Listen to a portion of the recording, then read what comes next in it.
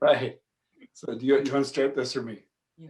Okay, really good. Okay, I'll start in here. So, everyone, thank you so much for coming and celebrating Coda's 34th birthday. And what an honor it is for Judy and myself to be here and help you celebrate. And our service today, I hope, is a good gift to you. And I was thinking how really great this is. I am so grateful Coda showed up.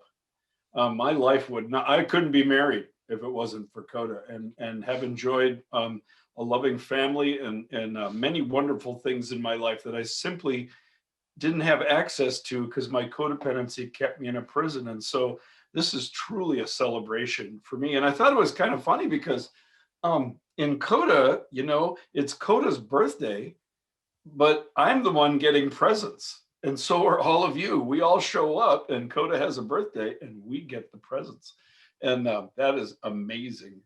And so, in celebration of that, we're going to offer this little thing that Judy and I put together called "Healing Our Self-Hate: Learning to Silence Your Inner Critic."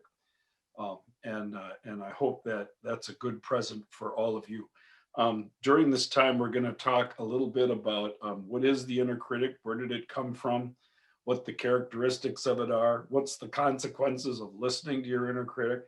And then we have a couple of pretty cool exercises put together where we're going to learn about how to actually heal this inner critic in recovery. And so this isn't all just going to be Judy and me sharing. There'll be stuff where we can do exercises together and hopefully even use the breakout rooms. So folks hey team, are you guys prepared for that, for breakout rooms and stuff? Okay. Okay. Yes, as long as Lori's with us, we're good. I'm here. Good. There's Lori. There's Lori. That's so good. Yeah, and before I go any farther, I just want to thank our team and everybody that put the work into this. I'm working with a bunch of people that make our job just easy as can be. And thank you all from the bottom of my heart. Oh, absolutely. This wouldn't be possible if it wasn't for Christina and Rona and Lori and Linda and Jeremiah and all the other names that I didn't put in there. Yes. Just thank you so much for being diligent and every week you guys really work hard. So thank you for this. Yeah. And I want to encourage everybody that's watching, service is one of the best ways to get stuff back out of the program. If you want to join the team or participate in any kind of service, that is a really good thing to do.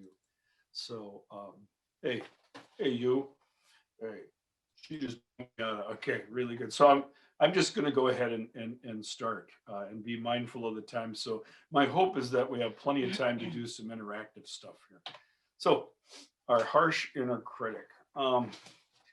I started experiencing this voice in my head, which I really thought was just me thinking about how reality actually was when I was pretty little.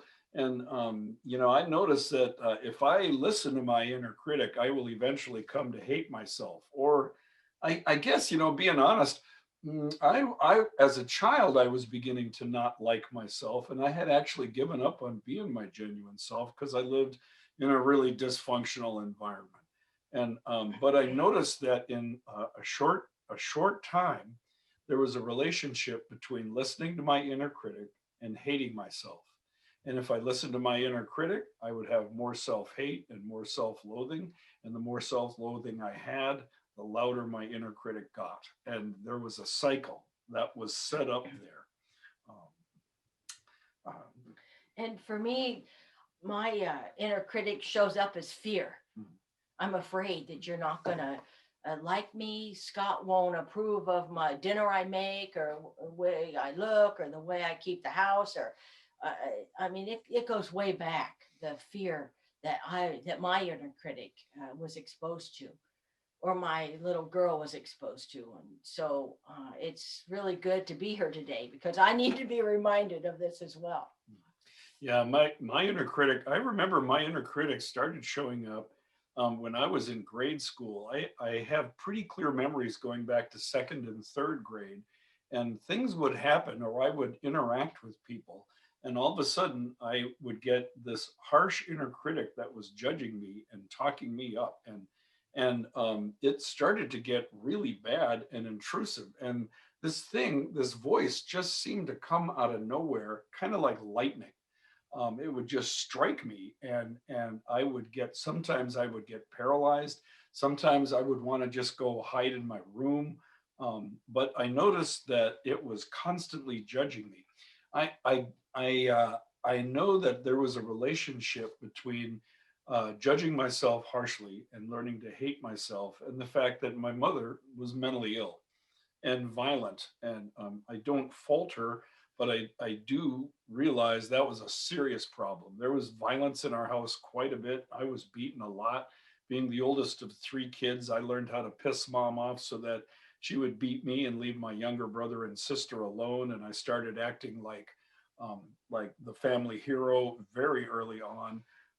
Mom was also alcoholic and addicted to doctor prescribed medications, which only made the mental illness even crazier. And I internalized that and started to behave in a way where I would do anything, put on any mask or try anything just to get some affection or positive attention from mom. And I noticed that I got it in my head that I needed to perform. And if I didn't do things right, then I probably would never be loved, which was a fear that persisted well into my life. Um, but I remember it started in grade school, and it came from having pretty dysfunctional mom. And and for me, I experienced trauma even before I was born. My father was murdered in violent murder, and my mom was pregnant. And so as I was entering into this world, I was exposed to her fear, and codependent control and codependent fear, all even before I showed up. So I sucked up all of that growing up. And my critic was really loud in my teenage years. I just had low self-esteem, and I didn't think my opinion mattered, and it was just really loud as a teenager, and I just hit my bottom. And that was only after I had married my first husband and had two children, which is, I'm glad that I hit my bottom, because that's when I found recovery. And that marriage didn't go on any further. And today, now I'm with my current husband, Scott. We're going on almost 24 years next month in November. And we blended a family. He had two children, I had two. And so, due to recovery, I can sit here today and be an example that this program works. And I am so grateful that I don't have to live in that critical body anymore. Like today, I'm getting ready and I'm thinking, oh, I've got to look younger. And that's my critic. And I'm like, no, Judy, you don't have to look younger. You are who you are in the body that you have now. Yeah, I want to take care of myself and do all the things that are in that arena. It's just so wonderful to be in the moment and know that I don't have to listen to that critic. And thanks to recovery. So there goes many years that I listened to my critic. So let's take a little time and kind of take this inner critic apart. Let's deconstruct this thing and figure out what it is, how it operates, and where does this thing come from. So I'm going to try a snazzy little feature here that's a part of this. I'm going to see if I can't get the whiteboard going. And so let's see this one. All right. Where's my whiteboard? Where'd my whiteboard go? Oh, is that it? It's a screen. Huh. I had a feature drop right out. To make you a host. Rona, can you make Scott and Judy a host? So maybe that gives them the whiteboard. Yeah, my whiteboard disappeared. Son of a gun. Give us a second, folks. If not, we'll just go on. How do I make them a host? Do I transfer the host status over? Yep. Well, I think I am already, because I can advance Okay, the slides. your co-hosts already. Make host. change the host to That them. makes a difference. Really? So only the host gets a whiteboard. Please, folks, pardon us. We didn't. We don't know. We're just, No problem. It's the We don't details know, of we don't Zoom, isn't know. it? Hey, you want to know what? Let's just skip this. I don't need to scribble for everybody. They won't. Is it there now? I've made you host. Okay, let's check it Let's out. try it out. Check it out. No, it just decided to quit working. So, but You could you could just open a Word document and just share that screen. yeah, but I can't write on it. And You could and type on it. it's quite all right. So All you know right. what? I think I can do a good job of just sharing it, just describing it. So I wanted to talk a little bit about where does this inner critic come from? It comes from toxic shame and fear. And the way it operates is, especially when we're young or we're in our formative stages, or really at any point in time in life, if you get into a relationship with someone and you're being abused, you're suffering a lot of toxic shame or trauma. What happens to any normal person when something terrible like toxic shame or trauma occurs is we can't cope, and so we just repress it. It gets amplified when we're little kids. So, for example, my mother's mood would swing. She'd had these mood swings that were violent, and at any given moment, she could just explode into a rage and start beating myself and my brother and sister with objects like lamp cords, or she had this 18-inch ruler that had this brass rod in it. And she would be screaming while she was doing this. I couldn't cope with it. And so, what would happen is I would repress this. I would have this like almost like out of body experience. I would go into shock and just freeze and stuff this thing into my unconscious. And Claudia Black calls denial nature's shock absorber. When any human being encounters something they just can't tolerate or deal with, it's normal to repress it. Now, the bad thing about repressing stuff is that when I would stuff my feelings, or I would stuff the memory of the event, or I would stuff the whole thing, I honestly believed it just went away, that it was gone. But in fact, quite the opposite is true. What it did was it accumulated in my unconscious, which is what happens to everybody. And every time I would encounter something terrible or abusive and I stuffed it, I started adding to the pile of garbage that was building up in my unconscious. Now, sadly, this pile of garbage, even though it feels like it's gone, it doesn't go away. And as I'm repressing parts of my life experience, I'm literally repressing parts of myself. It's kind of like abandoning myself on the installment plan. One piece at a time, parts of me were getting shoved down into my unconscious until I had quite a pile going. I can remember in elementary school already, this pile of repressed events and pain and feelings and toxic fear started to organize itself. And the darn thing took on its own personality. It was a dissociated part of me that had organized itself in a really bad manner. It was not sane by any stretch. But it was pretty powerful, it seemed, because all of this would get repressed. And then suddenly, when my inner critic would speak, my experience would be like it would come right out of nowhere. Like I remember I was in class and we were all given an assignment to do a project, and I showed my project and I went and I sat back down, and suddenly I heard a voice in my head that said, "You really messed that up. You look terrible and ridiculous in front of all your friends. These people are laughing at you." And I thought, oh my God, I was so shocked. It was like a sudden attack that felt like panic. And so this inner critic comes from a whole bunch of repressed pain and fear. And the darn thing will start manufacturing beliefs like what Mary just alluded to in the previous presentation. And the beliefs that this collection of repressed parts of ourselves come up with, they're pretty warped. But the scary part is that the darn thing starts sounding pretty real. So when we talk about getting better from our inner critic, in recovery, I learned about the 3 A's. The 3 A's are acknowledge, accept, and then take action. And we use the 3 A's when we apply those 12 steps, especially those first 9. So the whole thing starts for me getting better in recovery from my inner critic by acknowledging that it's there. I need to know when this thing is talking. I need to know what the heck is going on. And I need to understand that this really isn't connected to my genuine self. It's connected to a whole bunch of repressed pain that I have.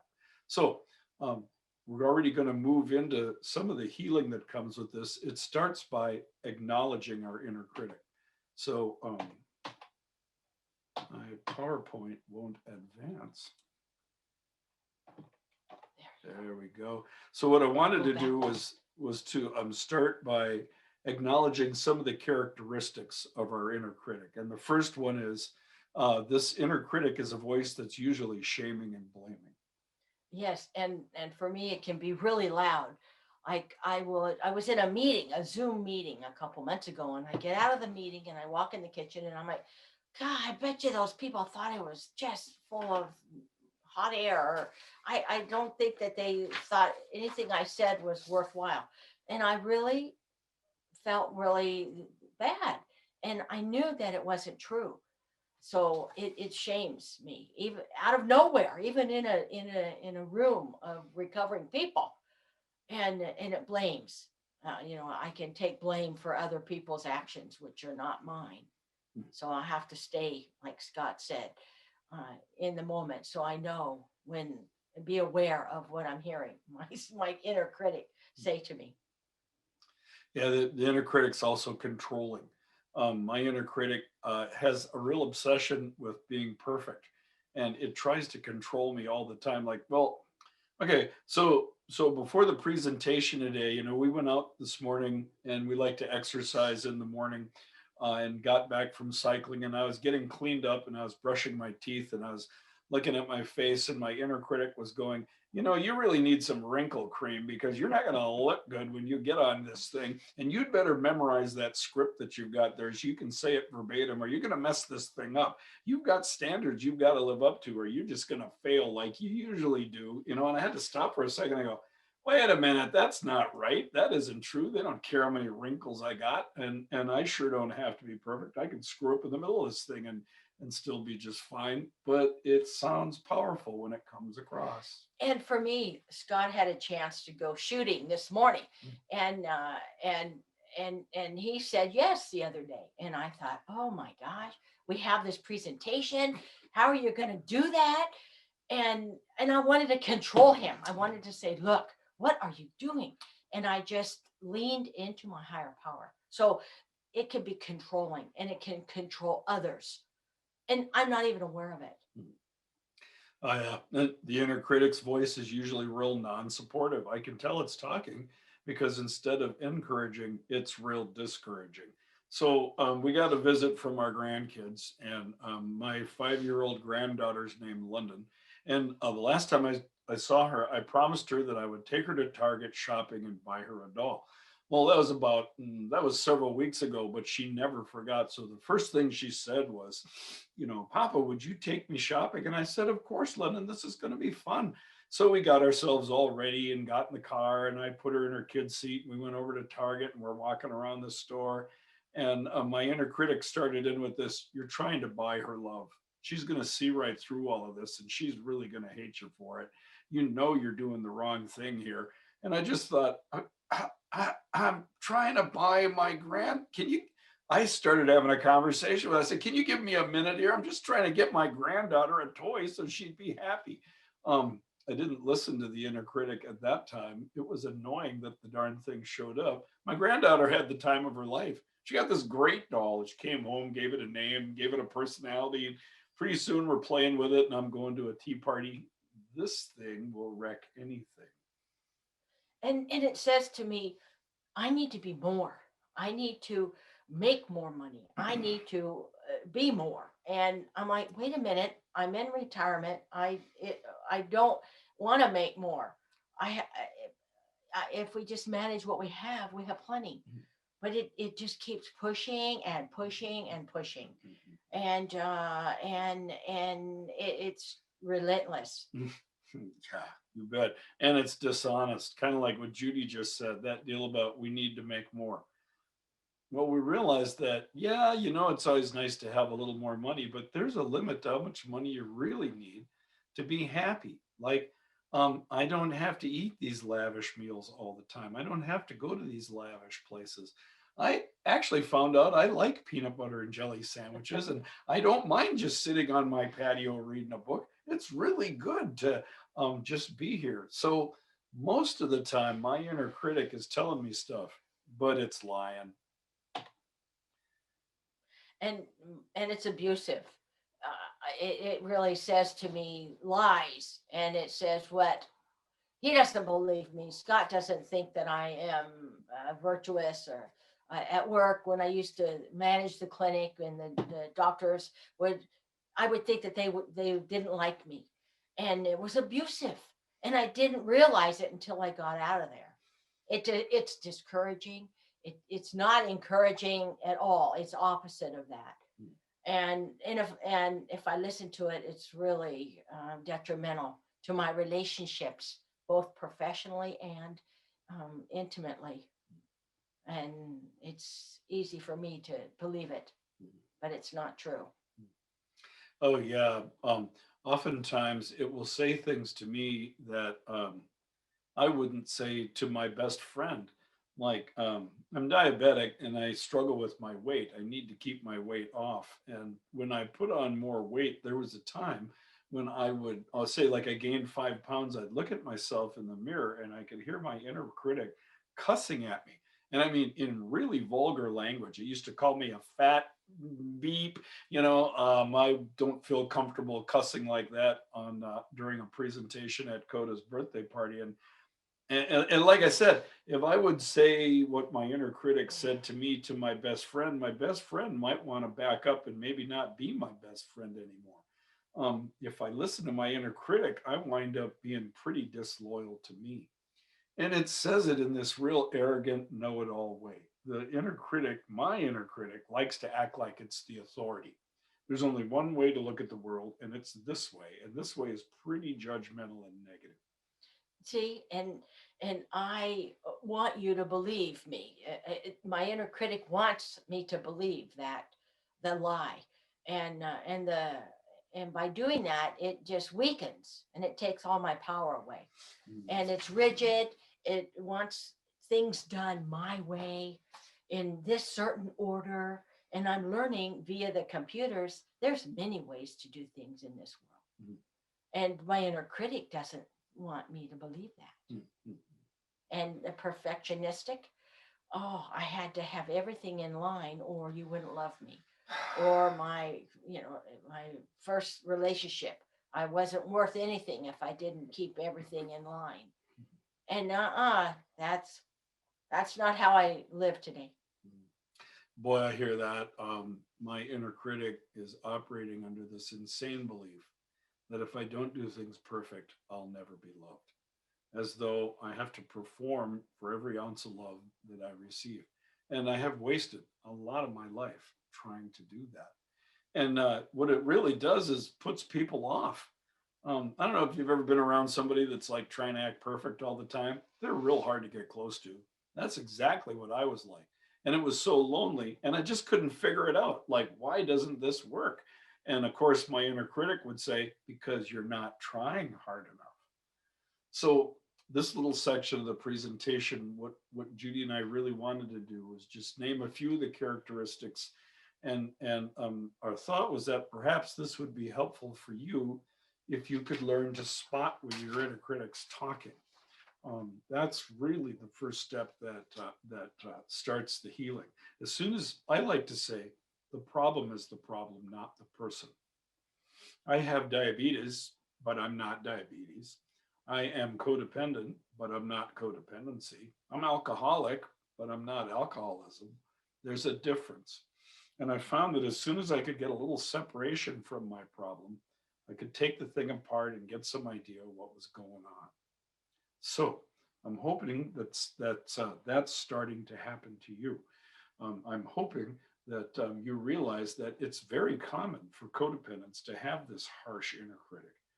There's also a lot of consequences that come with what goes on with this thing. Let's see. Here are some of the consequences of listening to this harsh inner critic. Like I said, For the longest time, when I would think these things, I thought it was just reality. Little did I know that it had very little to do with reality and quite a bit to do with dysfunction. Okay. Plug it in. Yeah, I did plug it in. Okay, it's telling me my battery is running low. Judy, would you give some examples of like what happens when you listen to your inner critic? I'm gonna try and fix this thing. The screen is mentioning damaging self-esteem. Well, before I joined recovery, I thought that I was a loser. I was a mistake. I make mistakes, but I'm not a mistake. And before recovery, I thought I was a mistake. And it was because of the fear that I was raised in after the death of my father. And I would look back as I was walking as a teenager, looking to see if there was anybody behind me that was going to shoot me. I mean, that's how much I absorbed growing up as a little child, the toxic fear and the shame and the control of my mom's codependency. And I'm still picking it out of myself today. I'm going to keep coming back, and I am going to always be going to meetings because this is something that is chronic. It carries with me. But like Scott said, I'm not codependency. I have codependency. And to separate myself from this condition of codependency really helps me. I can really see that I am okay. And the cycle of shame, this morning, I was triggered by handing him a plate of food. And I went into a shame attack because I didn't quite understand what was going on. So it helps me to understand what triggers my inner critic. And if I get confused or if I don't quite know what's going on, then that triggers me. But at least today I know that. And that is really helpful as well. If I listen to my inner critic, it easily triggers shame spirals. It'll give me these shaming messages and I'll react real quick and I'll try to cover it up by acting more perfect or acting the patterns of codependency out. And the next thing I know, I'm going down another level and I'm losing control. So the more I react, the more out of control I get. I find that the inner critic's voice is like the gasoline in the little engine that drives these shame spirals. And it starts getting better when I can recognize it and just stop and take a pause and ask myself, where is this coming from? Another consequence of listening to your inner critic is that it decreases my ability to give and receive love. This is like a slow and corrosive thing. Over time in my codependence, one of my symptoms of codependency is I had a high tolerance for unacceptable behavior. I had no idea how numb I've gotten. There was a time in my recovery where I was barely in touch with how banged up I was inside. And I didn't realize this, but this was changing my ability to give and receive the very thing that I needed the most. I can remember one night I was sitting in the living room and I was struggling with some depression over several real bad losses from the past. And I was feeling particularly lousy about myself. And my inner critic was going on this monologue about how I deserved to lose these precious people in my life because I really wasn't worth much and blah, blah, blah. And Judy walked in the room and she knows me really well. She knows when I'm not doing good. And she just said, what are you thinking right now? And my inner critic said, she's just trying to be intrusive and dig into your head. And so I turned to her and I got real smart with my mouth. And I said, you don't need to know what I'm thinking. Why don't you go mind your own business? Why don't you get out of here? And it hurt Judy. I could see. She was just trying to reach out to me in a moment of compassion, which is what I really needed at the time. But because I was listening to my inner critic, I believed that she was trying to be intrusive. This is the kind of crazy crap that creates a personal prison. This personal prison is a thing that I call it portal prison. Everywhere I go, I feel disconnected from the people around me when I get in this prison. And this is the consequence of listening to that inner critic over a long period of time. Thank God for the program so I could take ownership of my behavior and go back and make an amend.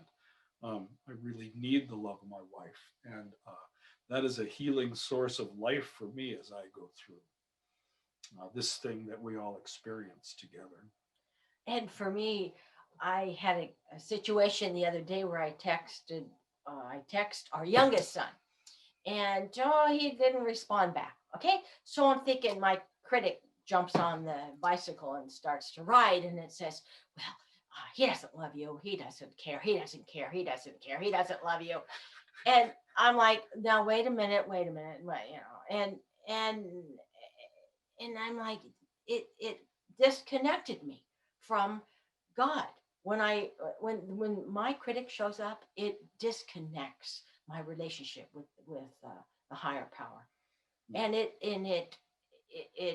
decreases my ability to love God and myself when I start thinking critical of my youngest son and him not texting. So then yesterday I get a phone call and a message, and it was him, it just saying he loves me. And I'm like, oh my gosh, if I had reacted to that and really made moves, it would have disassociated the love and harmed the relationship. So, and then I'd have to make amends. So I can see really where this critic is detrimental if I listen to it. So it also sabotages people. I listened to my inner critic and passed on several real opportunities in my life, in the world of work, and in the world of friendship, and in the world of meaningful relationships. My inner critic would tell me that I wasn't worth listening to, I couldn't do it, I wasn't competent, and I would turn these things down. Looking back after they were gone, I really missed those opportunities. It was okay to be able to grieve them. I learned my inner critic is not my friend. Oh, and he's not my friend as well. I was managing a clinic for like 12 years, a medical clinic, and it was a county clinic. So we saw the people that couldn't go anywhere else. And as I had my retirement dinner, I realized these people really care about me. But boy, did my critic over those years did not go along with what actions those people had at that party as I left. So it sabotages. And if I act on it, it really can sabotage. Luckily, I didn't act on it. Like what Judy mentioned before, I listen to my inner critic. The first thing to go is my higher power. I heard a good acronym for EGO.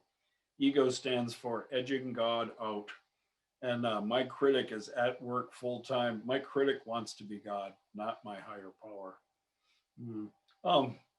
My inner critic, if I listen to it, will talk me into hurting other people. Like when I pushed Judy away when she was trying to be kind to me. Yes, and that really hurt it deeply inside, emotionally. And so I was so thankful when Scott said, look, this is not about you. So I'm really grateful for the program. Yeah, it takes away joy. Joy is something that we can have all the time. Just signing on to this event today, I just had a lot of joy to be around you and other like-minded people. And the birthday party was a kick. That's the first dance party I've been to on Zoom. Pretty cool. Also, that inner critic will lead to relapse into serious codependency. I will react when I hear my inner critic and have a huge codependent relapse. And if you're like me and you're addicted, that comes right next. So if I get enough codependent relapse going, I'll go right back into an active relapse. I've been sober for a long time, and I've seen that the folks that go back out even after years of recovery, often it's the codependency that takes them back out, and leading the way is that inner critic. And I as well. I'm not alcoholic or I don't go to AA or NA. I love alcoholic codependent. I love alcoholic addicts. And I wanted to be alcoholic. I did. When I hit my bottom, I'm like, I am alcoholic, oh, for sure. They're like, no, Judy, you're codependent. Oh no. So it does lead to relapse. When I see the other people that go to my meetings, the CoDA meetings, they're like, yeah, I went out I know. And so I see that's the case. It can happen. It can lead to places that are not helpful and healthy. So what is our inner critic really all about? Hopefully by now you've been able to identify a little bit about what the characteristics are of this inner critic and what are the consequences are. And we weren't listing this thing to act as some kind of way to intimidate you or something like that. I'm hoping that you can relate. I'm hoping that if you're codependent, you probably have a common experience and you're on board. So let's talk a little bit about what this inner critic is really about. And then let's start doing some exercises that bring about some healing. This inner critic is really all about fear. Ken and Mary talk about codependence as being fear of shame, fear of toxic shame, and fear of re-experiencing trauma is the very thing that drives the inner critic. I had been doing some inner child work for quite an amount of time. And I was writing letters to the little boy Scott inside of me and to the teenage Scott. And I was actually engaging in a conversation with them when the inner critic showed up and told me how ridiculous this was. And I'd better not share any of this with any of my guy friends because I would look like a sissy.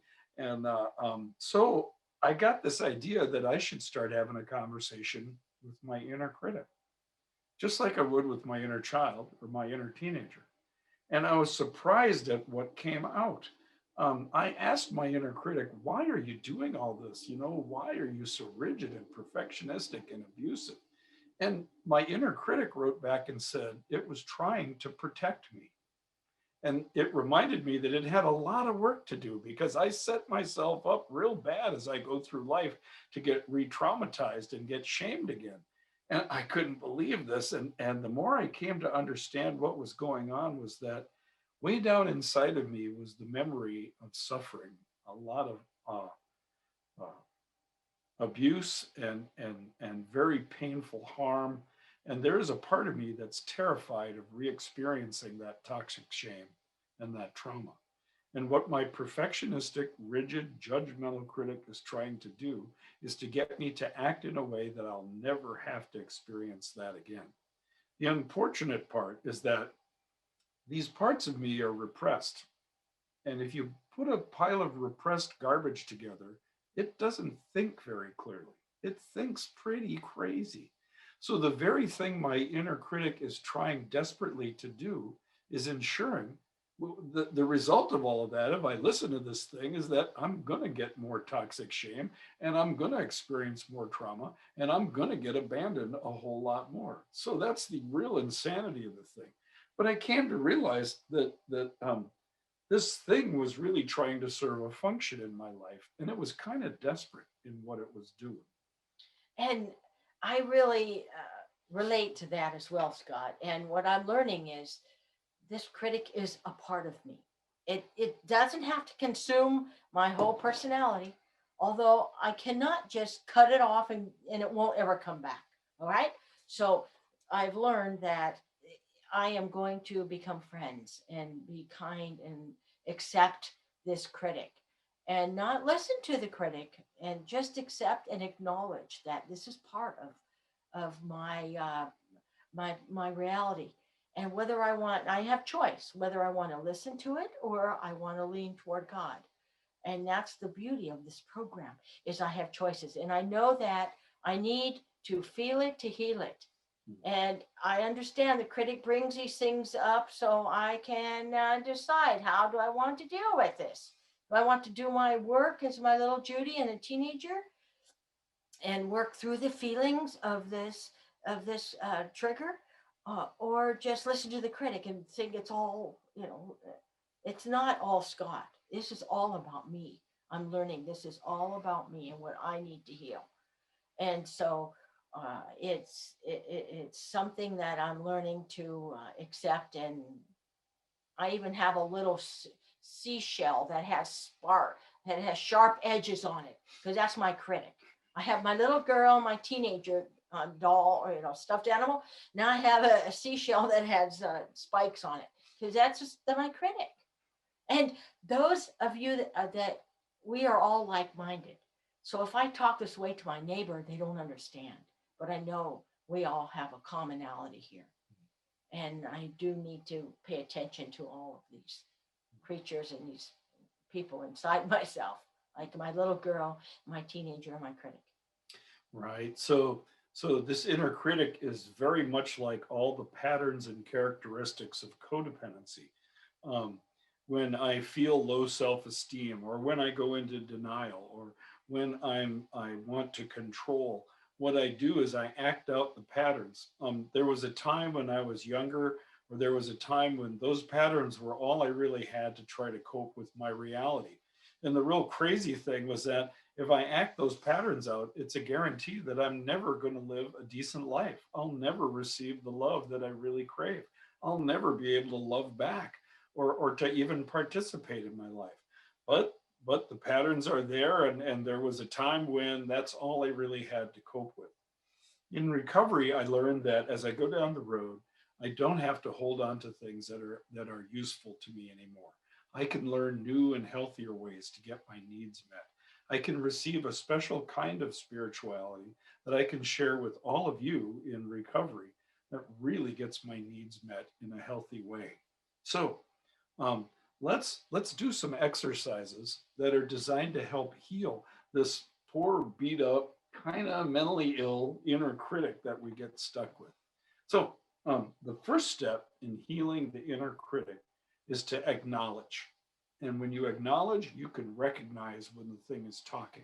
So here's a little exercise that I want to suggest that we do and that we share together to help heighten our awareness so we know when the inner critic speaks. So you want me to keep going? Yeah. Okay, so here's the exercise. What I want you to do, if you choose to do the exercise, is to get out a piece of paper and simply write down briefly, what does your inner critic say to you in each of these following situations? So for example, the first bullet point, when you make a mistake, what does your inner critic say? When you want to go try something new, what does your inner critic say? When someone is kind to you and gives you a compliment, what does your inner critic say? Let's just take a minute and make a response to each one of these things. And then we're going to go into breakout rooms where we have a chance to share what you've written. See if you can see something similar with other people's responses. And in the breakout rooms, feel free to share if you like, okay? So let's go ahead and start. Maybe we can take just 10 minutes. Let's see, maybe we should take 5 minutes to write down and then share in the breakout rooms for 10. Does that sound reasonable? Okay, really good. All right. Good. So when they get their breakout. yeah, so on the clock, I see that it's almost 10 after. Mhm. So then at 15 after, we'll go into some breakout rooms. Always the That's same it. Yeah, that's it. Yeah. So is everyone back? Yes. Yes. Okay, really good. Tendencies All out. right. Well, I'm hoping that you had a good experience and the ability to relate like we did in listening to others' experience of their harsh inner critic. And so I want to move to the next step in the exercise, which talks about healing the inner critic. First thing to do is to realize when the damn thing is speaking and to understand that the problem is the problem and you are not the problem. The codependence and the inner critic is the problem. And to understand that it does say the same nauseating, they could make a soap opera out of the inner critic, call it The Young and the Relentless. It's just the same stuff over and over again, right? And so the next step to do is we want you to do this for each of your statements. I want you to ask yourself, are these statements your inner critic says, are they true or are they false? For each one of these statements too, I want you to ask yourself, how do you feel inside about what this critic is saying? Because if the first A is to acknowledge, the second A is to accept. And I cannot accept what's going on unless I do that on an emotional level. And what that does mean is acknowledging my feelings about what my experience is. And so for each one of these things that your inner critic tells you, first ask yourself, is this true or false? Or is this honest, or is this just really a bunch of crap? And ask yourself, how do you feel about how your inner critic is talking to you? Okay. And then the last part of this part of the exercise is to write down, what is the most loving thing your higher power would tell you about each one of these statements? And see how that contrasts with what your inner critic tells you. Okay. And ask yourself, how do you feel about what your higher power tells you? Try to find an emotion that goes along with the message your higher power is giving you. And let's try this for another, say, 5 minutes, and then we'll go back in breakout rooms and share. Okay? Okay, so let's start with that. Yeah, because then it's gonna be. So I see it's about time for us to wrap up in the break rooms and to come All on. right. It will take a minute to get them all back in. Okay, that's just fine. Scott, will we have another breakout room or no? We have another exercise to do, but I don't think we have time to actually go into the breakout rooms to do it. So I think what Judy and I'd like to do is just explain the exercise to folks so that they could use it at a later date if they'd like, you know. And then we'll do a little wrap up, and it'll be time to stop because our time is quickly coming to an end. Yes. Thank you very much. Appreciate it. Thank you, Lori, for Yeah, you're putting the them all in bomb. breakout rooms. Yes. Sure.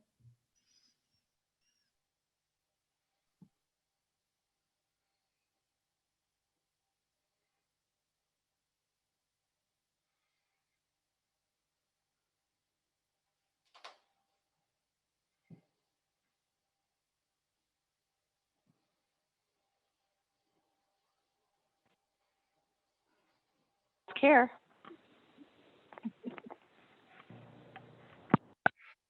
Are they back? Everyone's back. Good. So we want to welcome you all back. And I would love to, my hope is that you gain something from all of this. My hope is that you could find that you are certainly not alone, and that your inner critic is probably just as sick as other people's inner critic as well. And I'm hoping that you realize you have some choices. Absolutely. And like what Mary had said, new beliefs, new perceptions, and we have choose faith and love over fear of change, like what Mary had said. And I challenge all of us to choose the higher power over our inner critic. Yes. Yeah. So Yeah. I heard it said that the one with choices is the one that has some power. So one of the things I got from CoDA was I got a bunch of new choices, and I like it. So I'm taking this show on the road. Right. So let's see. We don't have a whole lot of time left, but I'd like to take a couple minutes. I think maybe could we have a couple of folks that would be willing to share what was this exercise like for you to do? And maybe just 2 minutes apiece, you know, and if you don't mind, I'll keep an eye on the clock, but I'd like to hear from the general audience. I think we could benefit from that. Are there a couple of people that would like to share what doing this exercise was like? So I'm gonna move ahead on the PowerPoint here. What we have next is called a core qualities exercise. And it comes in 2 parts. And what we'd like to do is just explain it and give you some examples, and hope that you might find this little exercise useful to do down the road. If you would like, I think it would be good to get your piece of paper out. Again, we have 6 bullet points that go with this core qualities exercise, and they all start with the words list 2 quality, or the words list 2 qualities. So it'd be just basically writing down 6 things. So here's the second page, here's the first, and we're gonna walk you through it. First thing to do is to list 2 qualities in accordance with what we've written down. And we'll tell you what to do with this stuff afterwards when you get done. So, but maybe Judy could start giving examples of the first bullet point here.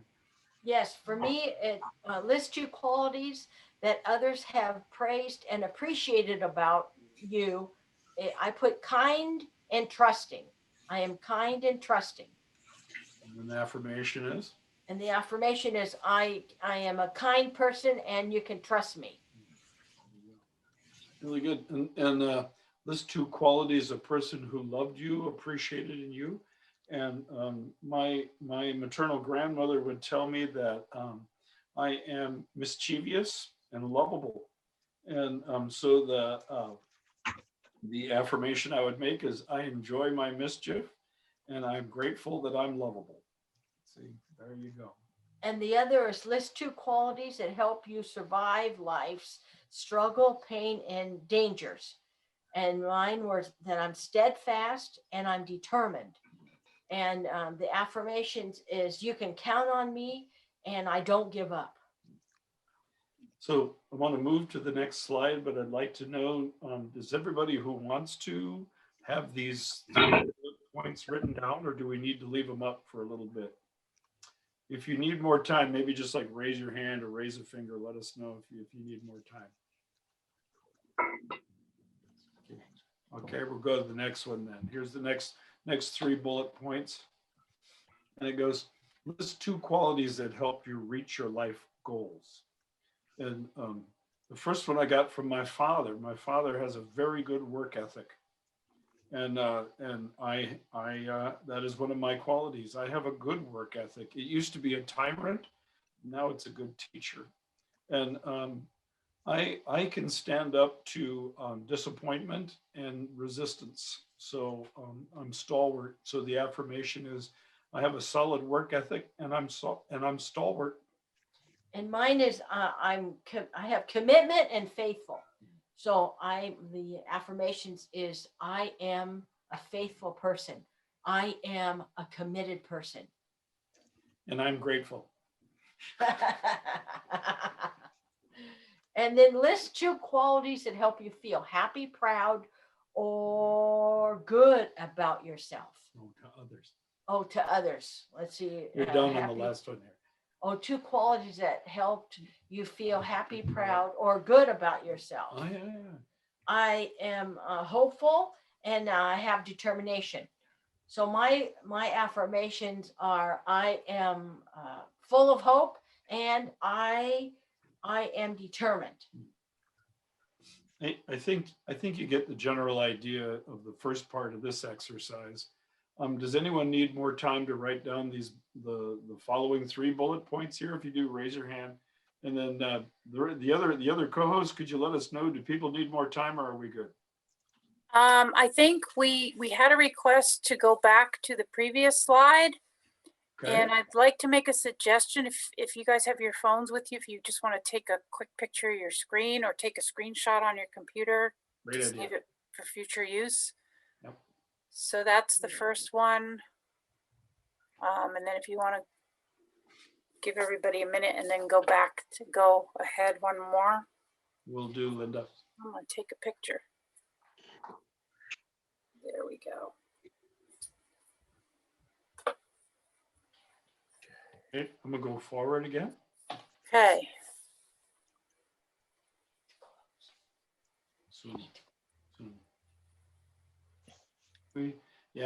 Judy just reminded me we need to close soon, and we're rolling up on about 5 till. And so I'm going to move on to the second part of this exercise, just to give instruction if you might find it beneficial. I certainly do. So here's how to use this information. When your critic says blah, blah, blah, whatever the critic says, begin by just challenging it. And I found this to be very useful. Just when my critic is telling me, well, you're just stupid and you did it all wrong, I'll say, that's not true, or that's just bullshit. All right. And then I can go back and I can match the core quality I choose to the lie that the critic is telling me. Sometimes I can ask my higher power to guide and direct me to do that. Yes.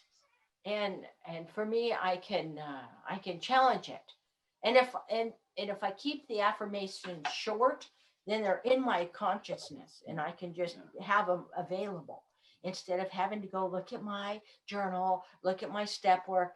I need to keep it simple so I can have immediate feedback in my mind. So I want to memorize these things about myself. So when the critic does show up, I have a response that is higher powered, that God shows me. And again, choose the higher power. I want to choose my higher power over my critic. Okay. I don't want to be afraid of change.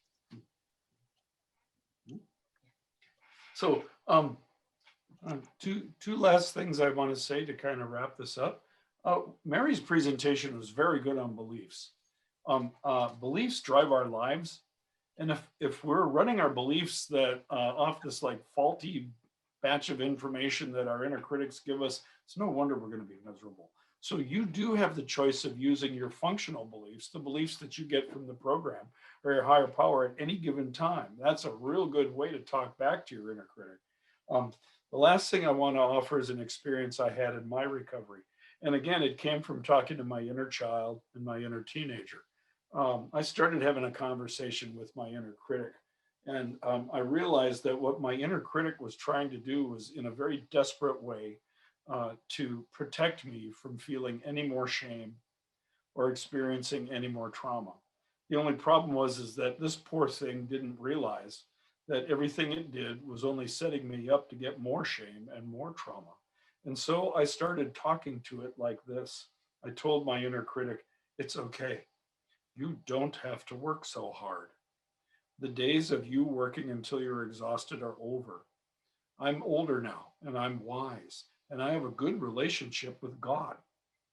I'm going to protect me and I'll even protect you. Finally, you're going to be safe. And I was shocked. My inner critic wept. My inner critic was so relieved to know that it could take a break and it was okay. My inner critic was amazed that I even understood. And something happened in that point. My inner critic stopped blocking the door to my unconscious, and I started remembering things that I could work on in my recovery program. And the net effect of that was I gained more integrity from doing this. So a suggestion I have to offer you is try a little bit of love and compassion with this harsh, rigid, perfectionistic part of you. And you may see that you get some real positive results from that. And as for me, I'm learning to carry that critic on my hip, like a mother carries her child. So carrying it on my hip, and it's externalized, and I really like what Scott said. It's just a wonderful relief to know that the critic doesn't run my day or my life. And it's really incredible that we can all share this gift together. And I'm just really glad that you all are here. And I'm glad that we're here. And again, thank you so much. And happy birthday, CoDA. Happy birthday, CoDA. Thank you all for coming. Really good.